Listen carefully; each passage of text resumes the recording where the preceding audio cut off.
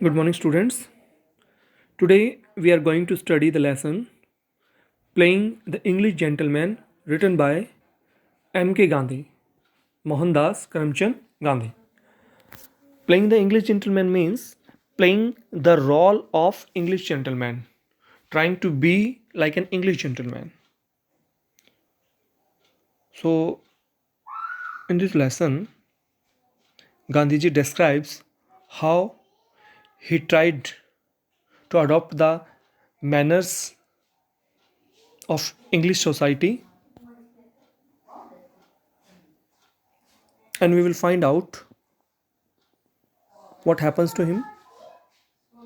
Does he succeed in becoming an English gentleman, or what happens? So let us begin. My faith in vegetarianism grew on me from day to day. My faith, मेरा विश्वास in vegetarianism. Vegetarianism means शाकाहारीवाद. Gandhi ji कहते हैं कि शाकाहारीवाद में जो मेरा विश्वास है वो दिन प्रतिदिन बढ़ रहा था. Salt's book whetted my appetite for didactic studies. He read a book written by the writer Salt.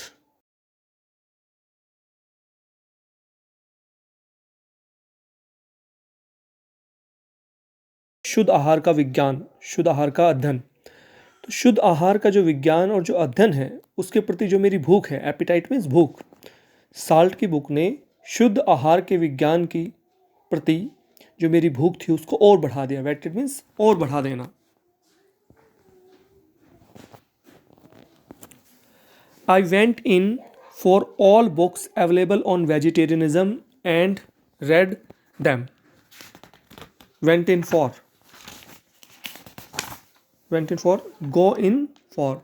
Go in for means to have something as an interest or as a hobby. कहता है कि एक interest के कारण, या इसे आप अपनी हॉबी कहें, आउट ऑफ इंटरेस्ट. कहते कि वेजिटेरियनिज्म पर जितनी भी बुक्स अवेलेबल थी, जितनी भी बुक्स उनको वेजिटेरियनिज्म पर उपलब्ध मिली, गांधी जी ने क्या किया, उन सभी बुक्स को पढ़ा. One of these, Howard Williams the ethics of diet, was the biographical history of the literature of human dietetics from the earliest period to the present day. तो उनको जितनी भी अवेलेबल बुक्स मिली जिनको उन्होंने पढ़ा, उनमें से ही एक बुक थी हॉवर्ड विलियम्स की जिसका नाम था the ethics of diet. Diet का क्या नीति शास्त्र है. Was the biographical history of the literature of human dietetics from the earliest period to the present day. इसमें क्या थी, एक बायोग्राफिकल हिस्ट्री थी साहित्य की, और वो साहित्य किसका था, शुद्ध आहार के विज्ञान का साहित्य. From the earliest period to the present day, प्राचीन समय से अब तक का जो शुद्ध आहार का जो विज्ञान रहा है उसके इतिहास.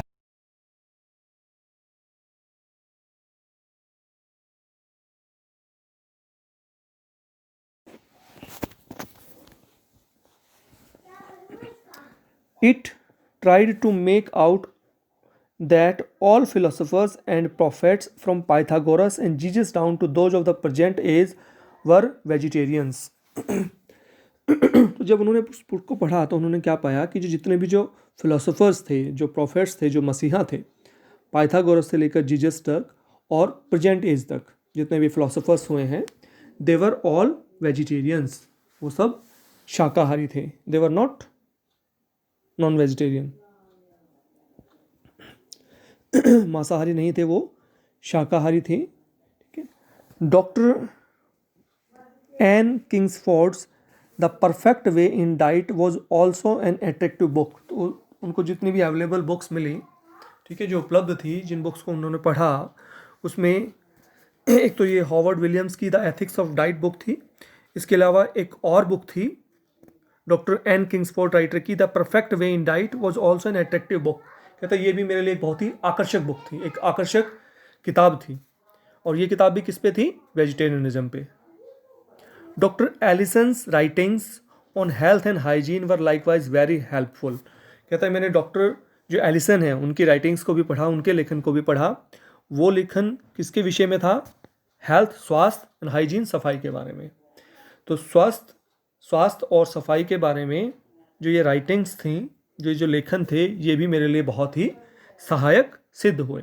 दे were also helpful to me, to Gandhi ji. He advocated a curative system based on regulation of dietary of patients. Doctor Wilson's ने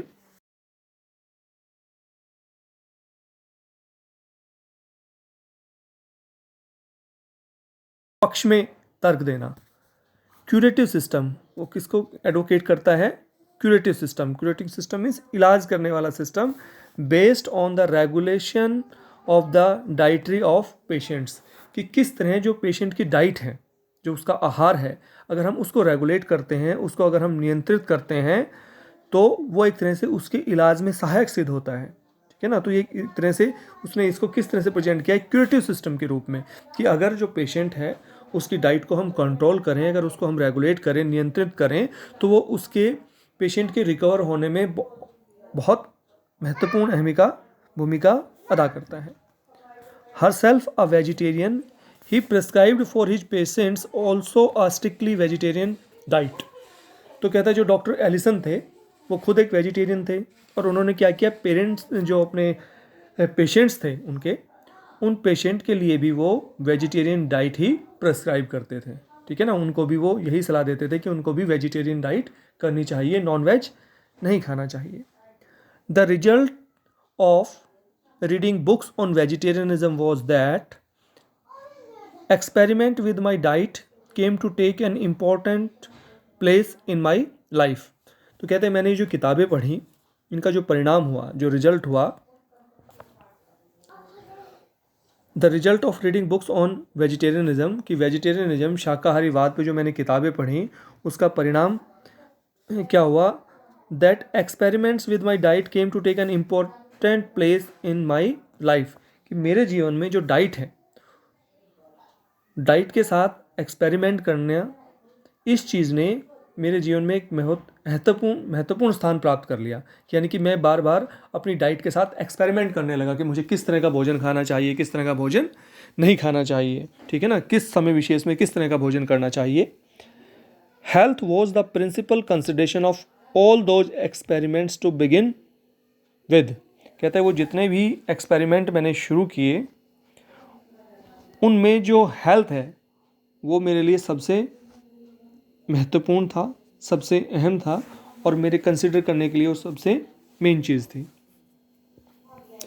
but later on religion became the supreme motive. तो पहले तो मेरे लिए सबसे महत्वपूर्ण क्या था? हेल्थ, स्वास्थ्य। बाद में मेरे लिए सबसे महत्वपूर्ण क्या बन गया? रिलीजन, धर्म। Meanwhile my friend had not cease to worry about me. इसी बीच कहता है जो मेरा मित्र था वहाँ पे, वो उसने मेरे बारे में चिंता करना बंद नहीं किया। सीज मीन्स बंद करना। His love for me led him to think that, मेरे प्रति जो उसका प्रेम था उसके कारण वो ये सोचने लगा that if I persisted in my objections to meat eating, क्योंकि मैंने वेजिटेरियनिज्म अपनाया हुआ था, ठीक है, इसलिए मैं मीट नहीं खाता था। तो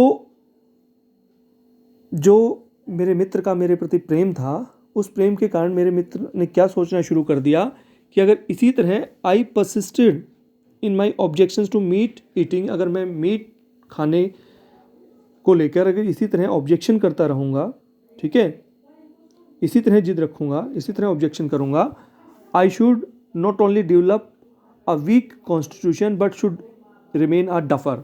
तो कहता है कि अगर मैं मीट नहीं खाऊंगा, ठीक है, ऑब्जेक्शन करता रहूँगा मीट खाने में, तो इसका परिणाम क्या होगा कि न केवल मेरी जो संरचना है, जो मेरा कॉन्स्टिट्यूशन है वो कमज़ोर होगा, बल्कि मैं मेंटली भी डफर हो जाऊँगा। Because I should never feel at home in English society, क्योंकि जो इंग्लिश सोसाइटी है, इंग्लिश सोसाइटी में मेजॉरिटी ऑफ द पीपल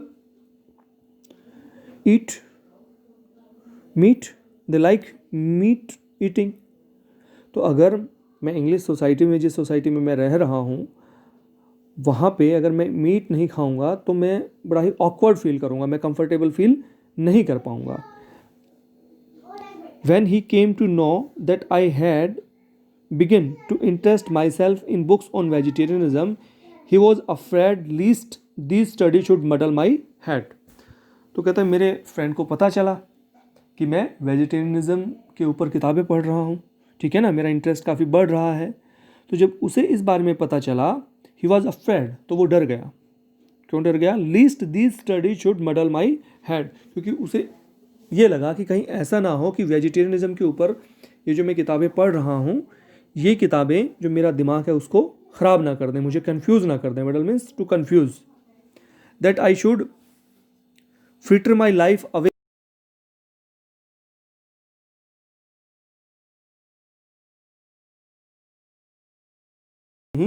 मैं अपने जीवन को गंवा दूं, वेस्ट कर दूं. Fritter means waste.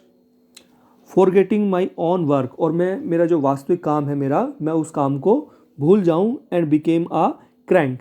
Crank means centric, सनकी.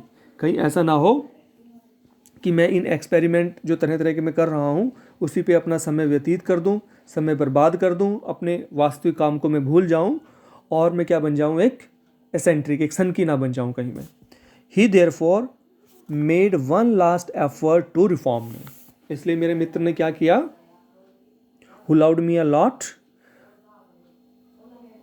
ही therefore made one last effort to reform me. इसलिए उसने मुझे सुधारने का एक अंतिम प्रयास किया. और क्या प्रयास था वो? कहते he one day invited me to go to the theatre. एक दिन उसने क्या किया? उसने मुझे निमंत्रण दिया कि चलो थिएटर चलते हैं हम, ठीक है. Before the play we were to dine together at the Holborn restaurant. और प्ले, थिएटर में क्या करने वाले थे? वो प्ले देखने जाने वाले थे. तो प्ले देखने से पहले उन्होंने क्या प्लान बनाया था कि उनको जो हॉल बाउंड नाम का जो रेस्टोरेंट है वहाँ पे उनको एक साथ खाना खाना था. To me a palatial place, palatial means large and splendid. ये मेरे लिए कहता है एक बहुत विशाल जगह थी, ये विशाल रेस्टोरेंट था. And first big restaurant I had been to since leaving the Victorian hotel, Victoria hotel. Victoria hotel छोड़ने के बाद कहता है ये पहला वो बड़ा रेस्टोरेंट था जिस रेस्टोरेंट में मैं गया था.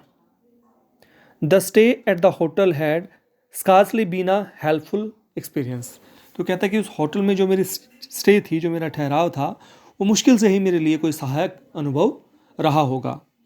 For I had not lived there with my wits about me, क्योंकि मैं वहाँ पे कंफर्टेबल फील मैंने नहीं किया था, मैं अपने तरीके से वहाँ पे नहीं रह पा रहा था. The friend had plan to take me to this restaurant evidently imagining that modesty would forbid any questions. तो इस रेस्टोरेंट में ले जाने का जो मेरे फ्रेंड का जो प्लान था, वो प्लान क्या था?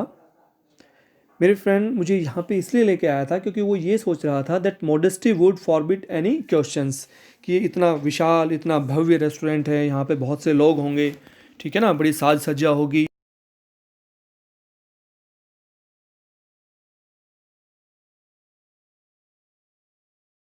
नहीं पूछूंगा, किसी तरह का कोई प्रश्न नहीं करूँगा कि यहाँ पे किस तरह का भोजन मिलता है, ठीक है ना, इस बारे में मैं कोई ज़्यादा सवाल जवाब नहीं करूँगा. And it was a very big company of diners in the midst of which my friend and I sat sharing a table between us. And it was a very big company of diners in the midst of which my friend and I sat sharing a table between us. कहता है कि वहाँ पे dinner करने के लिए बहुत से लोग थे, एक विशाल कंपनी थी, ठीक है, और उस विशाल कंपनी के बीच हमने पाया अपने आप को, हम दोनों एक टेबल को शेयर करते हुए आमने सामने बैठे हुए थे, हमारे बीच में चेयर थी. The first course was soup. तो सबसे पहले जो हमें सर्व किया गया वो चीज़ क्या थी? सूप सर्व किया गया. आई wandered what it might be made of. तो जैसे ही वो हमें सूप सर्व किया गया तो सबसे पहले मेरे दिमाग में क्या आया मैंने यही सोचा कि जो सूप है ये किस चीज़ का बना हुआ होगा, but dare not ask the friend about it. मेरे दिमाग में तो ये बात आई कि जो सूप है ये किस चीज़ का बना होगा, लेकिन मेरे मित्र के सामने मेरा इतना साहस नहीं हो पा रहा था कि मैं उससे पूछ सकूं कि ये सूप किस चीज़ का बना हुआ है। I therefore summoned the waiter, इसलिए मैंने वेटर को बुलाया। माई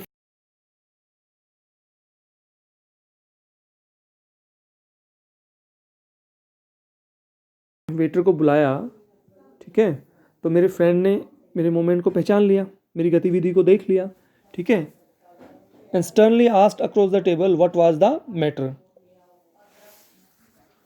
और थोड़ा गुस्से से उसने मेरी ओर देख के पूछना चाहा कि क्या बात है अभी, वेटर क्यों क्यों बुला रहे हो। विद कंसिडरेबल हेजिटेशन, कहते काफ़ी हिचकिचाहट के बाद, आई टोल्ड हिम, मैंने उसे बताया that I wanted to inquire if the soup was a vegetable soup.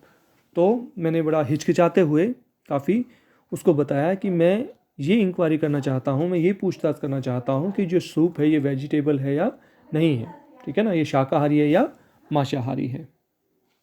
You are too clumsy for decent society, he passionately exclaim. तो मेरा फ्रेंड है एकदम, उसने कैसे बड़े आवेश में आके कहा, you are too clumsy for decent society, तुम एक अच्छी जो भद्र सोसाइटी है उसके लिए बड़े ही क्लमजी हो, फूहड़ हो, ठीक है ना। You do not know how to behave yourself in a decent society like English society. If you can not behave yourself, कहता है कि अगर तुम ठीक से व्यवहार नहीं करोगे, यू हैड बेटर गो, तो ये तुम्हारे लिए अच्छा होगा कि तुम यहाँ से चले जाओ। आइदर यू बिहेव प्रॉपरली और go away.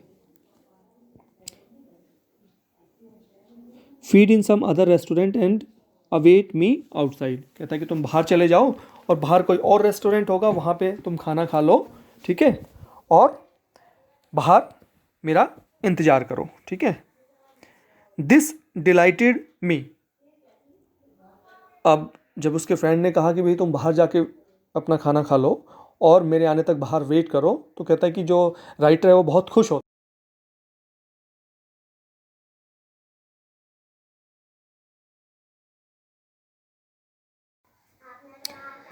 There was a vegetarian restaurant close by, कहता है वहाँ पे पास में ही एक रेस्टोरेंट था जिसमें वेजिटेरियन खाना मिलता था, बट इट वॉज क्लोज्ड, लेकिन ये बंद था। So I went without food that night, इसलिए वो रात मुझे बिना भोजन के ही गुजारनी पड़ी, यानी कि उस रात I did not have any food. I accompanied my friend to the theatre, लेकिन उसके बाद कहता कि मैं अपने मित्र के साथ थिएटर गया। But he never said a word about the scene I had created, लेकिन वहाँ पे जो मैंने सीन क्रिएट किया था, जो दृश्य मैंने बना दिया था वहाँ पे बड़ा ही अजीब सा, उसके बारे में मेरे फ्रेंड ने मुझसे एक भी शब्द नहीं कहा। उस बारे में he did not discuss even a bit about the incident that happen at restaurant regarding the inquiry of soup.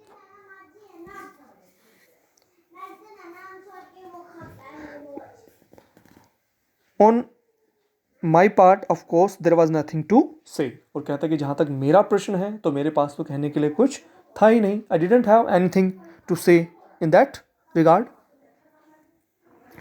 That was the last friendly tussle we had.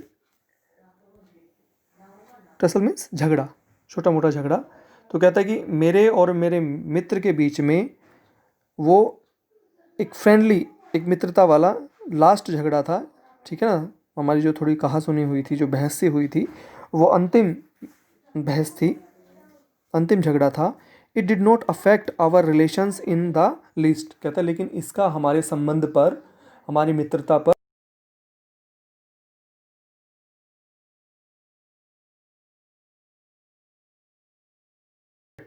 ठीक है। I could see and appreciate the love by which all my friends efforts were actuated, कहता मैं ये देख पा रहा था, और उसको न केवल देख पा रहा था बल्कि मैं उसको अप्रिशिएट भी कर रहा था, ठीक है ना, कि मेरे मित्र ने ये जो सब कुछ किया था, ये he was not jealous of me, all his actions और efforts were motivated by his love for me, वो मुझसे बहुत प्रेम करता था, हमारे अच्छा घनिष्ठ संबंध था मित्रता का, तो उसके कारण उसने ऐसा किया था, ठीक है ना। तो उसके जो प्रयास थे, ठीक है, वो मुझे जिस तरह का बनाना चाह रहा था, उन सब के पीछे उसका मेरे प्रति जो मित्रता का जो प्रेम था वो प्रेम था। And my respect for him was all the greater on account of our differences in thought and action. और जब मैंने ये पाया कि हमारे विचारों में और हमारे एक्शन में, ठीक है ना, क्या है, डिफरेंस है, अंतर है, ठीक है, तो जब मैंने ये पाया कि इतना अंतर होने के बावजूद भी हमारी दोस्ती है, तो माई रेस्पेक्ट फॉर हिम, मेरे मित्र के प्रति जो मेरा सम्मान है वो और भी बढ़ गया।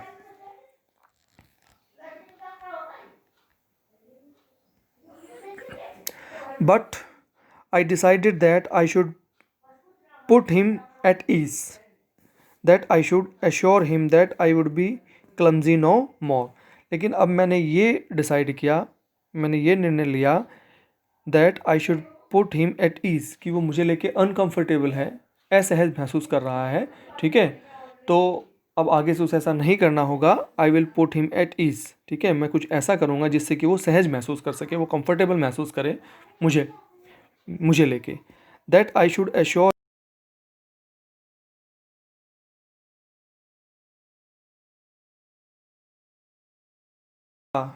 फुहर टाइप में नहीं रहूँगा, क्लमजी नहीं दिखूंगा, ऑकवर्ड नहीं दिखूंगा, but try to become polished and make up for my vegetarianism by cultivating other accomplishment which fitted one for polite society. Try to become polished, कि मैं अब सभ्य और पॉलिश्ड बनने का प्रयास करूँगा, and make up for my vegetarianism by cultivating other accomplishments which fitted one for the polite society, कि भाई मैं वेजिटेरियन हूँ, नॉन वेजिटेरियन तो हो नहीं सकता, ठीक है ना, मांस तो खा नहीं सकता, लेकिन जो पोलाइट सोसाइटी के लिए और जो भी अकम्पलिशमेंट्स हैं और जो दूसरी उपलब्धियाँ हैं, जो दूसरे काम हैं, जो दूसरी क्वालिटीज़ मुझे इनकलकेट करनी चाहिए अपने अंदर, मैं उन क्वालिटीज़ को कल्टीवेट करूँगा, उन क्वालिटीज़ को, उन उपलब्धियों को विकसित करूँगा, जिससे कि मेरी वेजिटेरियनिज़म के कारण जो नॉन वेजिटेरियनिज्म की जो कमी है वो बाकी सब चीज़ों से पूरी हो जाएंगी, वो चीज़ें उनको ढक लेंगी। एंड फॉर दिस पर्पज़, और इसी उद्देश्य से, I undertook the all too impossible task of becoming an English gentleman. कहता है इसी उद्देश्य के कारण मैंने कौन सा असंभव काम करना शुरू किया, अपने हाथ में लिया, task of becoming an English gentleman, अंग्रेजी भद्र पुरुष बनने का जो बड़ा ही असंभव काम था, उस काम को करने का मैंने ठाना, ठीक है ना।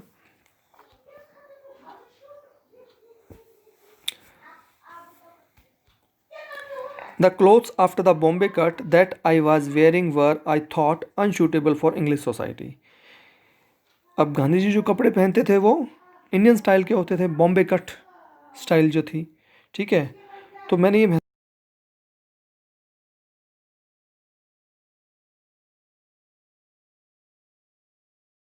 इंग्लिश सोसाइटी, कहते हैं कि इंग्लिश सोसाइटी में वो उपयुक्त नहीं थे, they were not suitable for English society, and got new ones at the Army and Navy Stores. तो वहाँ पे आर्मी और नेवी की जो स्टोर्स थे, वहाँ से गांधी जी ने क्या किया, नए कपड़े खरीदे।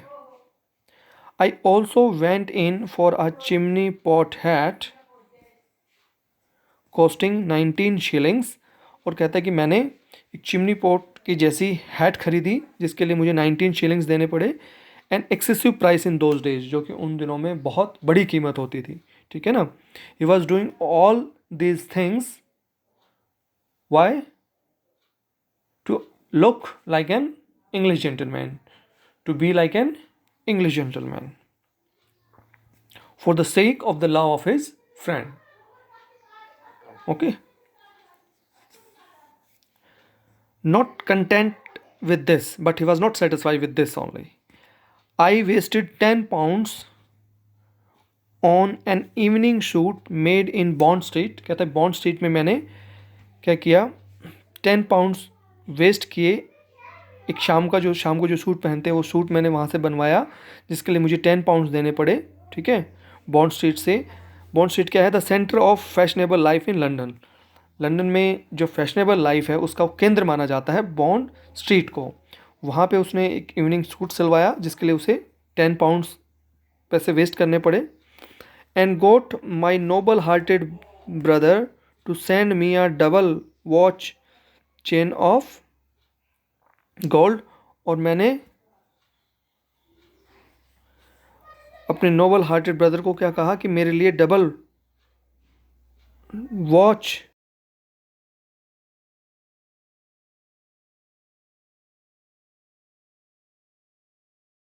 Readymade tie. और पहले तो वो क्या करता था, रेडीमेड टाई पहन लेता था। कहता लेकिन इंग्लिश सोसाइटी में रेडीमेड टाई पहनना उचित नहीं था। And I learn the art of tying one for my self, इसलिए मैंने क्या किया कि जो टाई बांधने की कला है वो भी मैंने सीखी। ठीक है ना, कि टाई किस तरह से बांधते हैं। While in India, the mirror had been a luxury permitted on the days when the family barber gave me a shave. कहता जब हम भारत में थे तो भारत में क्या होता था, जो मिरर है, जो शीशा है, उसे एक लग्जरियस थिंग माना जाता था, ऐशो आराम की चीज़ मानी जाती थी। और ये चीज़ पे एक्सेस कब होती थी, केवल तब जब फैमिली बार्बर गेव मी अ शेव, जब फैमिली बार्बर हमारी शेव करता था। जब हम कभी बार्बर के पास जाते थे, वो बाल काटता था या शेविंग करता था, तो उस वक्त ही हमें शीशा देखने को मिलता था। तो the mirror was like a luxurious thing.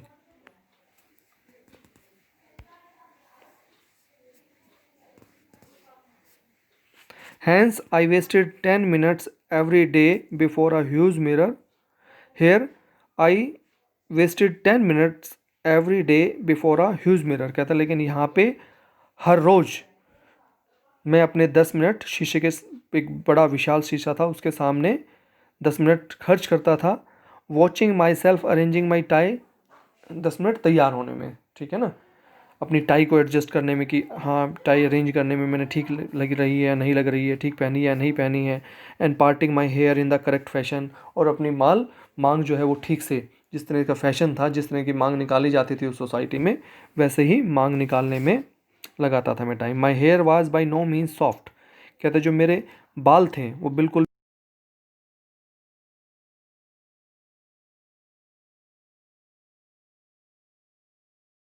सख्त बाल थे। कहते उन बालों को मुझे पोजीशन में रखने के लिए, ठीक से मांग निकालने में एक तरह से उनसे संघर्ष करना होता था ब्रश के साथ। Each time the hat was put on and off, बार बार मैं हैट पहन के देखता, फिर उतार के देखता कि कैसी लग रही है। And hand would automatically move towards the head to adjust the hair, और मेरे हाथ अपने आप automatically move towards the head, सर की ओर हो जाते अपने बालों को एडजस्ट करने के लिए। Not to mention the other civilised habits of the hand every now and then operating for the same purpose when sitting in polish society. और मुझे किन किन civilised habits, every now civilised habits of hand, कि हाथ से मुझे और कौन सी किस तरह की जो सिविलाइज्ड हैबिट्स थी, जो सभ्य सोसाइटी में जो अच्छी चीज़ें मानी जाती हैं, उनको करना होता था बार बार।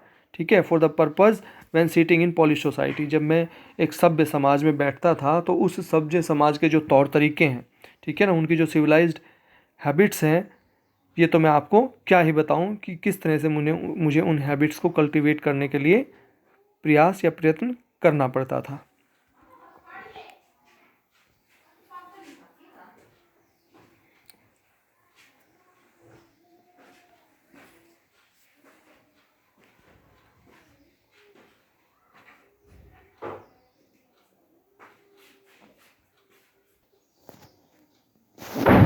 As if all this were not enough to make me look the thing, I directed my attention to other details that were supposed to go towards the making of an English gentleman. कहता है लेकिन इतना सब करने के बावजूद भी मैं वो नहीं बन पा रहा था कि जो कि मैं बनना चाह रहा था।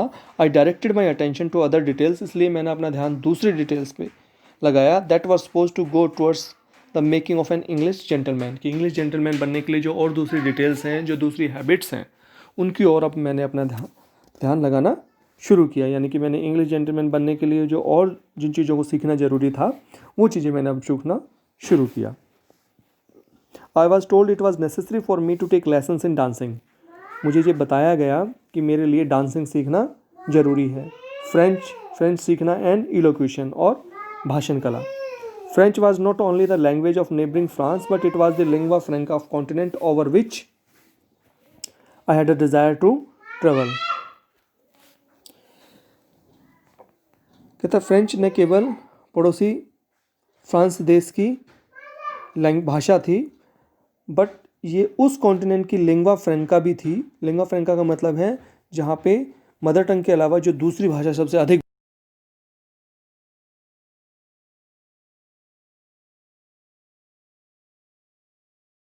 थी।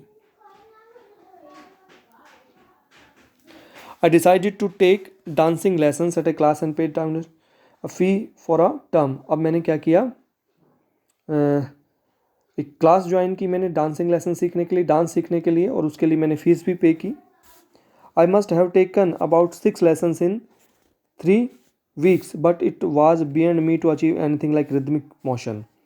कहता है कि मैंने 3 वीक में लगभग 6 लेसन्स लिए, लेकिन फिर भी जो रिदमिक मोशन है उसको मैं अचीव नहीं कर पा रहा था, यानी मैं ठीक से डांसिंग नहीं सीख पा रहा था।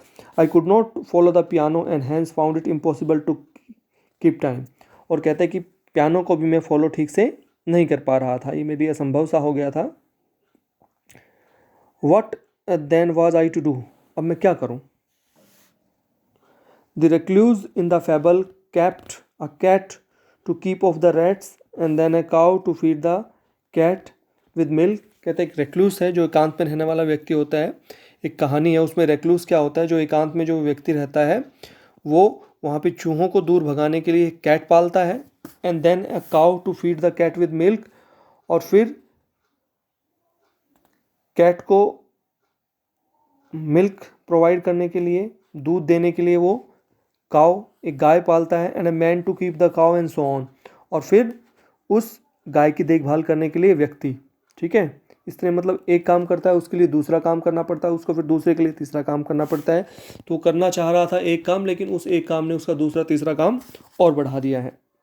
माई ambitions also grew like the family of recluse. तो कहते हैं कि रेक्लूस की फैमिली की तरह जो मेरी एम्बिशंस हैं वो भी बढ़ रही थी। I thought I should learn to play the violin in order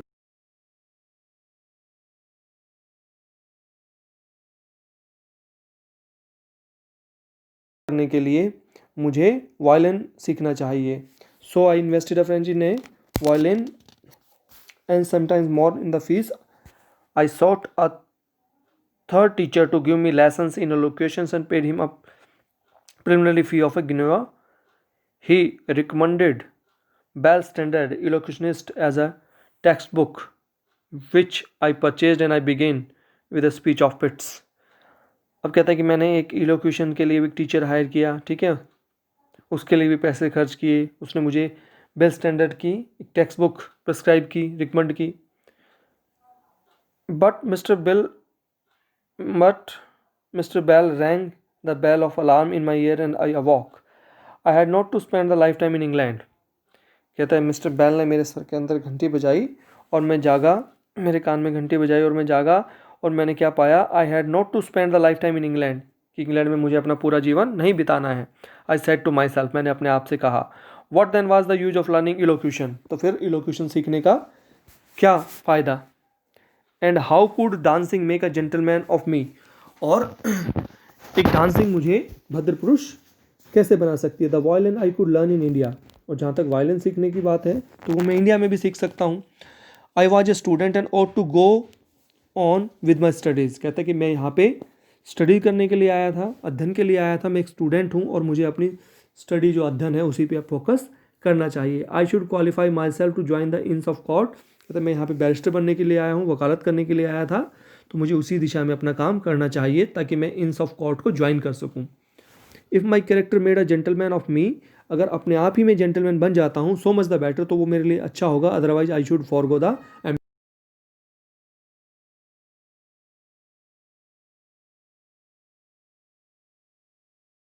ने मुझे अपने आगोश में ले लिया, जकड़ लिया। And I expressed them in a letter which I address to the elocution teacher, और इन विचारों को मैंने उस पत्र में व्यक्त किया जो पत्र मैंने अपने इलोक्यूशन सिखाने वाले टीचर को लिखा था। Requesting him to excuse me from further lessons, मैंने उनसे प्रार्थना की थी कि आगे के लेसन के लिए वो मुझे माफ़ करे, अब मैं और नहीं सीख पाऊँगा। आई हैड टेकन ओनली 2 और 3, अभी मैंने 2-3 लेसन लिए थे। I wrote a similar letter to the dancing teacher, ऐसा ही पत्र मैंने डांस सिखाने वाले टीचर को लिखा। And went personally to the violin teacher with a request to dispose of the violin for any price it might fetch. और मैं पर्सनली वायलिन टीचर के पास गया और उनसे मैंने रिक्वेस्ट की कि मैं वायलिन भी नहीं सीखना चाहता और आप इसको बेच दो, चाहे इसके कितने भी पैसे मिलें। She was rather friendly to me, वो बड़े उसका जो एटीट्यूड था मेरे प्रति वो बड़ा ही दोस्ताना था। सो आई टोल्ड हर, इसलिए मैंने उसे बताया how I had discovered that, कि मैंने अब ये खोज लिया है, मैंने ये पाया है that I was pursuing a false idea, कि मैं एक झूठे विचार को परस्यू कर रहा था, ठीक है ना, उसके पीछे दौड़ रहा था। She encouraged me in the determination to make a complete change. The infatuation must have lasted about 3 months। कहता है कि इन चीज़ों के प्रति जो मेरा लगाव था वो लगभग 3 महीने तक रहा। The punctiliousness in dress persisted for years, और कहता है कि ड्रेस पहनने में जो मेरी सतर्कता थी, जो केयरफुलनेस थी, वो सालों तक विद्यमान रही। But henceforth I become a student, लेकिन अब मैंने वो जो इंग्लिश जेंटलमैन बनने का जो फॉल्स आइडिया था उसका त्याग कर दिया। आई बिकेम अ स्टूडेंट, और अल्टीमेटली मैं क्या बन गया, एक स्टूडेंट बन गया, एक विद्यार्थी बन गया, जो बनने के लिए मैं यहाँ पे आया था।